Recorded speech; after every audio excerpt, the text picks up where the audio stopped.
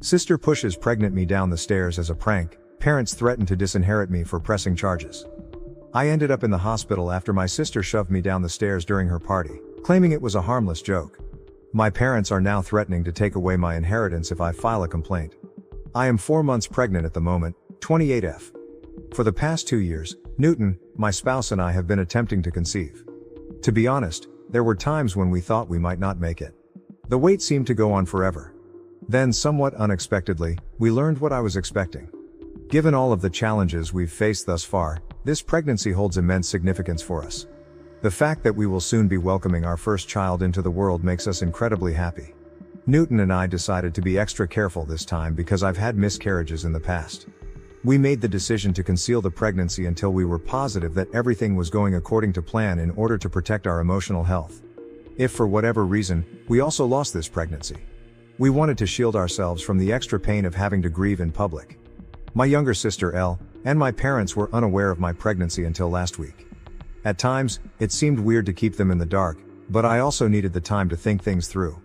From significant life events to minor triumphs, my family has always been the kind to celebrate everything. To be honest, I adore that quality about them. We've created a ton of wonderful memories together throughout the years, and it adds a special touch to every occasion. But when it comes to going to family gatherings, I've been a little aloof for the last 4 months. Given how emotionally taxing the pregnancy was, I simply needed more time for me. However, my younger sister Elle was ecstatic when she received a promotion at work last week. Last year, Elle's ideal wedding was meant to take place, but at the last minute, everything went wrong. Her ex cheated on her with one of his co-workers at his bachelor party the night before the wedding. The groom didn't even have the grace to show up and speak to Elle on the day of the wedding. Rather, one of his buddies arrived to break the heartbreaking news that he had made the decision to completely cancel his participation in the wedding. The entire scenario was really embarrassing, and our entire family was startled. It was meant to be one of the most joyful days of her life, and we had spent a lot of time getting ready for it. Elle was heartbroken. All of her hopes and excitement for her future with this man had been dashed in such a public and harsh manner. Elle immersed herself into her career after that. She used it as a coping mechanism to keep herself occupied and diverted from the pain. Although she has always been driven and ambitious, her commitment to her work increased significantly following the wedding disaster. Therefore, her recent promotion marked a significant turning point in her career and personal life. She virtually pleaded with me to come since she wanted to celebrate the occasion with a party. I could tell she truly missed having me around when she said she hadn't seen me in a long time. Additionally, I was being urged to attend by my parents, who kept urging me to do so and expressing how much it would mean to her. Given that I hadn't attended the last few family get-togethers, I really didn't want to let her down. I therefore at last consented. However, I didn't want to detract from Elle's accomplishment on her special night by being obviously pregnant and taking away the emphasis. The last thing I wanted was that.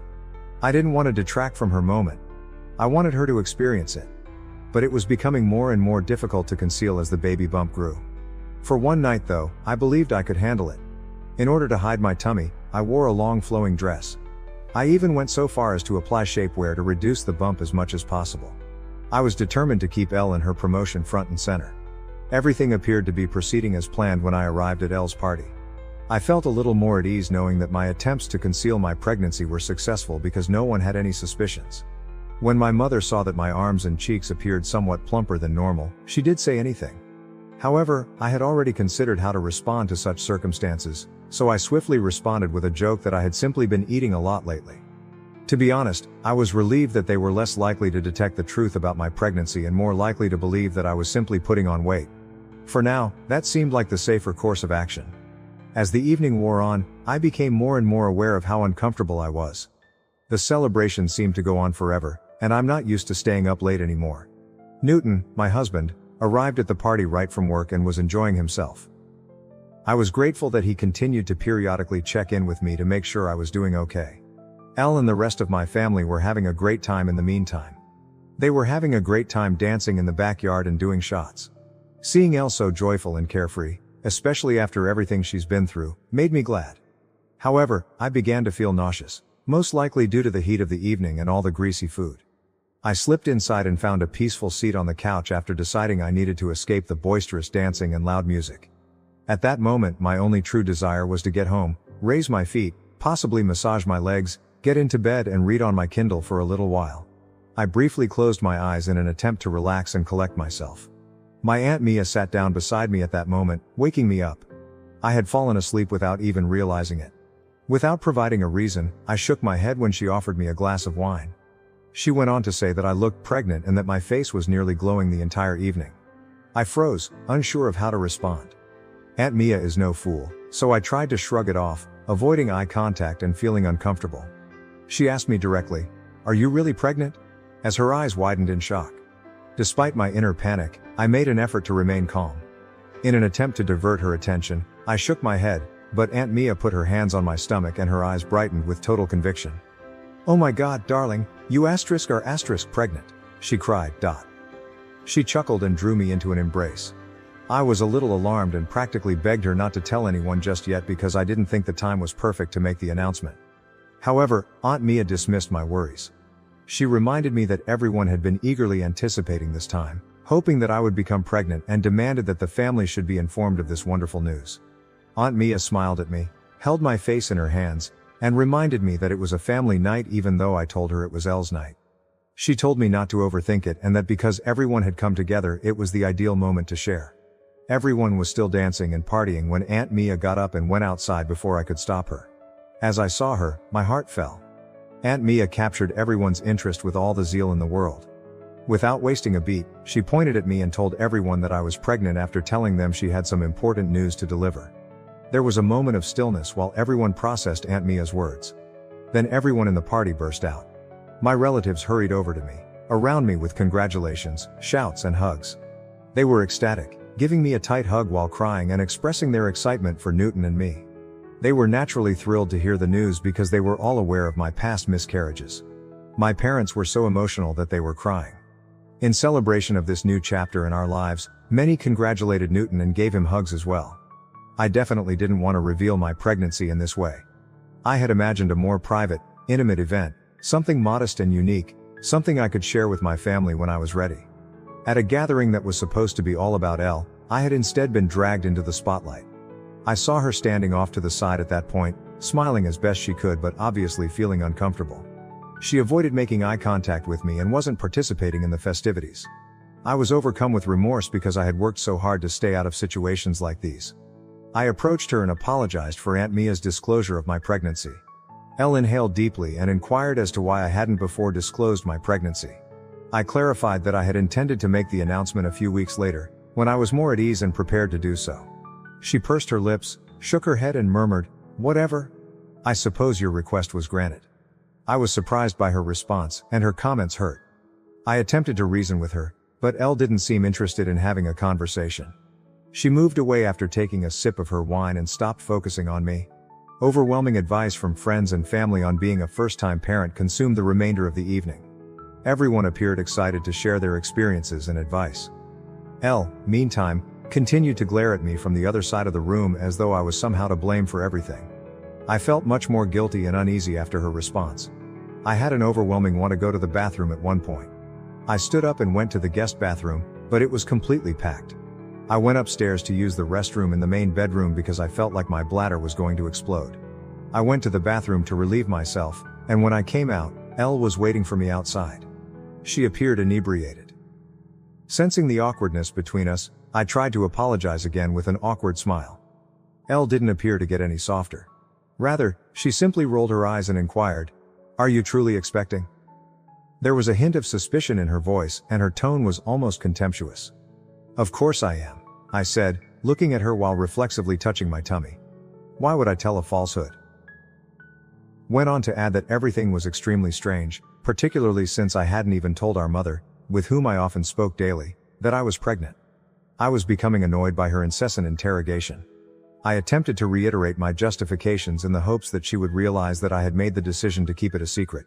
I was shocked by Elle's insensitivity when she said, in a callous tone that pierced my heart, "Maybe this pregnancy will also end in miscarriage, just like your previous ones." How could she have said such a disgusting thing about my child? I screamed at her, my voice shaking with fury and hurt. "How dare you say such a thing? Even though I've apologized multiple times tonight, your remarks were inappropriate." My voice reverberated in exasperation. Elle retorted that she was upset that I had taken away her attention, particularly considering everything that had happened to her the previous year. I made an effort to remind her that I had supported her through her sadness, staying at her house for several nights and assisting her in getting over her groom's abandonment. I assured her that I would never purposefully overshadow her and that she should blame Aunt Mia for outing me without my permission if she was upset about the outcome. But Elle kept pointing the finger at me. I felt it would be better to leave and head back downstairs because I was so exhausted and tired of the debate. In the hopes that Elle would settle down and we could talk about it later, I needed some time and space to think things through. Elle, who was right behind me, kept calling me a selfish person and stating that I should have just given her a night alone. I chose to ignore her, but just as I was about to head downstairs, I felt a strong shove from behind. As I slipped and struggled to regain my footing, my eyes widened in shock. In an attempt to save myself from falling, I was able to grab the railing, but my knees gave way under the combined force of my own weight and speed. I ended myself sliding headfirst down the steps after losing my footing. My instincts took control in an instant. Desperate to protect my baby from the impact, I covered my stomach with my hands. My wrists felt the entire force of my fall as my body crashed down the stairs. It was a nasty fall. A quick, searing pain shot through my hands, and I heard an explosive shatter. The agony was sudden and intense. I lay collapsed on the stairs and screamed in pain. As I struggled with the unbearable pain in my wrists, my surroundings became hazy, but my top priorities were my son and if the fall had hurt him in any way. The rest of the family soon saw the chaos caused by my fall and my calls for assistance. With worried and alarmed expressions on their faces, they hurried over in a frenzy. Chaos broke out in the room as everyone sought to comprehend what had just transpired. Newton, my husband, grabbed me up right away and carried me downstairs. I continued saying that Elle had shoved me down the stairs since I was in so much pain. Everyone appeared astonished. Everyone's attention was drawn to Elle, who stood behind me, silent and with a guilty expression. She was confronted by my husband, who yelled at her for pushing a pregnant woman down the stairs. Clearly upset, my mother hurried up to Elle, shaking her shoulders and asking if she had indeed shoved me. Elle cried and nodded in agreement, her face hot and distraught. My mother was deeply affected by the realization. Elle then started crying excessively while embracing my mother and accusing her of being intoxicated and acting recklessly. I was in so much pain and shock that I was beginning to pass out. I could hear Newton frantically phoning 911 to summon an ambulance through the fog. I could just make out the worried faces around me as my vision became blurry. After then, everything was a haze of sirens, chaos, and frenzied activity. I ended up in a hospital room when I eventually came to. Newton appeared worn out as he slept in a chair next to my bed. My throat was dry and parched, so I gently woke him up and asked for some water. I asked him what had transpired following the fall as he assisted me in drinking the water. Newton described how the pain had caused me to lose consciousness and how I had needed emergency care for wrist fractures. I would have to wear the cast the doctors had put on me for the next 4 to 6 weeks while my bones healed. I then inquired about the baby. Newton told me that our child was safe after the physician's examination. I felt a wave of relief. Knowing that our baby will be all right made me happy. The anarchy that had developed following the disaster was then explained to me by Newton. Elle's family was so upset with her that they attempted to have her arrested. But the cops had only been able to get statements from the witnesses because I was unconscious. Before they could file any charges, they still needed my formal statement. Newton grasped my hands and emphasized the need for me to report my sister's behavior and put aside my feelings for her. He was adamant, saying that, considering my condition, there was no excuse for her to shove me down the steps. Still in shock, I shook my head. It was nearly impossible for me to comprehend how Elle could have done something so damaging. Although my wrists hurt physically, I could not handle the emotional toll of knowing that my own sister was capable of such harmful behavior. I wanted to talk to Elle first, I told Newton. I had to know what had made her do such horrible things. In order to get an explanation or at least an apology, I needed to speak with her directly. Newton gave me his phone and dialed her number. I asked my sister directly why she had done what she had done when she responded. Elle let out a long sigh, as though the words were hard to release, and then he opened up. In a bitter tone she uttered, "To be honest, I'm just so sick of you being the center of attention in our family. You have a husband now. You're pregnant. You get to have everything in your life. But last night was supposed to be my night, only. Yet, as usual, you showed up with your pregnancy announcement and hogged all the attention." After a little silence, she spoke again in a defensive tone. "And pushing you down the stairs, that was just a harmless prank. I didn't even think you were really pregnant at first. I didn't mean for it to be such a big deal." Her remarks were painful and disturbing. It was unbelievable to me that she would put my life in jeopardy by pushing me down the stairs because she didn't want to trust me. Before I could respond, Elle added, "I've been through a lot with my failed engagement, and for you to just show up and rub your happiness in my face was just too much. Next time, I'm sure you'll think twice before trying to overshadow me again." Her answer left me in a state of shock. She was essentially blaming me for her actions and showed no remorse at all. She hadn't even shown regret once. Elle handed the phone to my mother, who had been listening on the other end, and she inquired about my well-being. I was unaware that my sister and my parents were still present. I informed her that I had suffered a fracture to my wrist but that both I and my infant were doing well. After the party, my mom told me that she, Dad and Elle had spent the entire night at Elle's house because they were all concerned about me. I sneered and said that instead of staying with my sister, they might have waited for me at the hospital if they were that concerned. My mom went on to say that she and Dad had been speaking with Elle and that they both thought she hadn't been feeling well since last night. Despite what other people were telling me, she insisted that I not report my sister to the police because it was only a foolish drunken error. I was taken aback by my mother's request. In an attempt to understand the situation, I questioned, "Why are you defending Elle when she hasn't even apologized to me?" With a heavy sigh, my mother said that Elle was currently dealing with a lot of difficulties. She said that Elle had been crying uncontrollably and that I had made her feel ashamed in front of everyone. I reminded my mother that they should first address the fact that Elle had shoved me down the stairs, which was the true problem. My mother began stressing that family is family, and that disputes like these occasionally occurred amongst sisters. Although it was true that Elle had never done anything like this before, she pointed out that this did not justify her current actions. My mother said that it wasn't worth filing a lawsuit for a broken wrist and pledged to work with Dad to ensure that this doesn't happen again. My annoyance peaked. I adamantly said that I had been unsure of what to do before I phoned her. But I had already made up my mind after speaking with Elle. A lesson had to be given to her. My mother, who was becoming more and more agitated, pleaded with me to think again before bringing charges against Elle, warning that doing so may ruin his career. I informed her that right now, I couldn't give a damn about it. My mother made a last-ditch effort to persuade me to bring charges against Elle by threatening to disinherit me if I did. She contended that it would impact Elle for the rest of her life and create a lasting record. I was stunned by her threat, but I refused to back down. I proceeded to pursue a complaint against my sister after the phone call. She hadn't expressed regret for what she had done, but I was torn about perhaps ruining her life. Update 1. I wanted to let you know that my sister was eventually taken into custody. Despite the constant calls from my parents, my spouse and I have turned off our phones.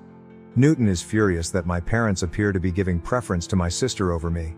Newton's family and other family members have contacted him in the interim to show their concern and support. Everyone agrees that it was the correct thing to charge my sister. I'm much more concerned about my baby's safety now that I've read some of your remarks. I'm worried that Elle could endanger my unborn child in the future if she were able to shove me down the stairs. In order to prevent her from ever coming near me or my family again, I want to obtain a restraining order against her. Update 2. Hi there, other Redditors. My sister, who was previously accused of assault, was just sentenced since I provided an update last month. My parents paid for her attorney, who was quite good and made a compelling argument. She was placed on probation because it was her first infraction. The judge mandated that Elle pay for my medical expenses, participate in 6 months of required psychotherapy, and meet with a probation officer on a regular basis. After the criticism they've been getting from the rest of the family, my parents are still very angry with me but are too scared to address me. My parents urged me to protect Elle by not pursuing charges against her, and I have freely acknowledged this to everyone. My parents have received reprimands from relatives on both mine and my husband's sides. No one believes that Elle's mental health issues are a good enough reason for what she did to me, despite my parents' continued insistence on it. In order for Elle to recover, I sincerely hope that my parents will take her to visit a doctor. I've requested a restraining order after the sentencing to make sure she can't ever again come near my family or me. I honestly don't know how to respond to people who question if my sister was always kind to me when we were growing up or if perhaps I missed certain clues. Yes, we occasionally battled and had our typical arguments, but I never thought she would have such a strong grudge against me. I've always loved her dearly as her older sibling, and I never imagined that she could push me down the stairs out of retaliation. Believe me, I'm just as astonished as everyone else. I suppose it's accurate to say that those closest to us are frequently the ones that betray us. Update 3. I haven't posted anything here in 5 months. Neither Newton nor I have seen Elle or communicated with my parents. I gave birth to my baby 5 days ago. After being released from the hospital, Newton and I are now giving our newborn baby the finest care possible. I heard a tap on the door last night, right before we sat down to eat. I was surprised to see my mother standing on my porch when I opened it. I was totally surprised because I had not anticipated seeing her. I said, "What are you doing here?" With caution. My husband was just as perplexed as I was to find her there, so he moved up next to me and stood guard in front of me. My mother burst into tears at once, telling me that she had just had to come over to meet the baby after hearing from some of the relatives that I had given birth to. Considering everything that had lately transpired between us, her excitement didn't seem appropriate. She continued by expressing how happy she and her father were to be grandparents at last.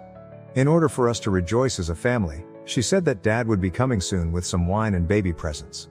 Newton and I exchanged a look of incredulity. Did my mother truly act as though nothing had happened in the past few months? As quietly as possible, I told her that we hadn't communicated in the previous 5 months because she had chosen to side with Elle rather than me. She was standing on my porch, however, pretending that we were all on good terms simply because I had given birth, as if we were going to have a happy family reunion. Newton informed my mother that the instant she decided not to be a decent parent to me first, she had given up her right to be a grandma. He reminded her that Elle had treated me cruelly and that he would have beaten her up immediately if she hadn't been my sister, but she had shielded that monster from me because she was a mother. I could tell his remarks struck a chord because they were forceful. My mother's expression changed to one of rage. She attempted to counter by claiming that those were matters of the past and that she had done what she had to do. She maintained that we couldn't simply remove her and her spouse from our child's lives. She emphasized how unjust it was that we prevented her from seeing her grandchild. Newton, however, would have none of it. He told her that we chose who could be engaged in his life because this was our boy. Having her in our lives made neither of us feel at ease. My mother persisted in claiming that the reason she did what she did to me was because Elle had been diagnosed with depression. I shook my head in exasperation as my mother continued to defend Elle's behavior, saying she felt bad about what she had done and was trying to change.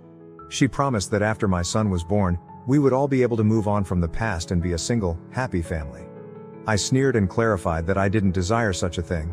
My mother believed she could simply ignore everything and return to our life, but circumstances had changed. There was no return to the previous state of affairs. I asked my mom to go because I couldn't take any more of it. After everything that had been said thus far, I didn't want to ruin my mood any further. Just then, my father pulled into our driveway. He exited the vehicle with a basket of presents and a large teddy bear. I was too exhausted to argue with my parents any longer, and I couldn't understand their insolence in showing up without warning. Fortunately, Newton intervened and told me to return inside and rest. He promised to deal with them and resolve the issue. I reluctantly allowed him to. I could still hear their words coming through the door as I made my way back inside. Newton's refusal to let them both in almost immediately sparked the uproar. Because he was family, my dad insisted repeatedly that he had every right to see me and the baby. My normally composed hubby lost his temper. If they didn't leave our land right away, he threatened to contact the police. Naturally, my dad persisted in arguing and insisted on leaving the baby presents behind, as though it would somehow make up for everything. Newton, meanwhile, was adamantly against taking anything from them. He made it clear to them that we did not accept their presents and that we would also obtain a restraining order against them if they ever revealed their identities again. His response clearly shook my parents. After everything, especially with a baby now involved, I suppose they thought they could just waltz back into our lives. I was pleased with my husband's handling of the matter. After our conversation today, Newton and I have decided to put cameras throughout the house as a precaution. I wish to never again see my parents. Thank you for watching. If you haven't subscribed yet, please do so and hit the notification bell to stay updated with more shocking real-life stories happening around you.